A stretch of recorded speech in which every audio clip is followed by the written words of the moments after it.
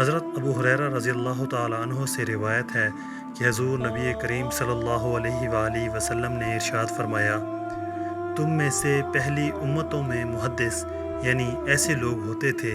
جو اللہ تعالیٰ کی طرف سے الہام کی نعمت سے خاص طور پر نوازے جاتے تھے۔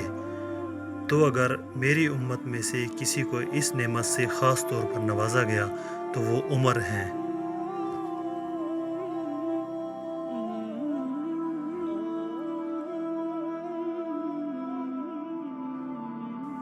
تشریح: حضور نبی کریم صلی اللہ علیہ وآلہ وسلم کے اس ارشاد کا مقصد و دعا اس بارے میں حضرت عمر رضی اللہ عنہ کی خصوصیت اور امتیاز سے لوگوں کو آگاہ کرنا ہے، اور بلا شبہ اللہ تعالیٰ کے اس انعام کے بارے میں حضرت عمر رضی اللہ عنہ کو تخصص و امتیاز حاصل تھا۔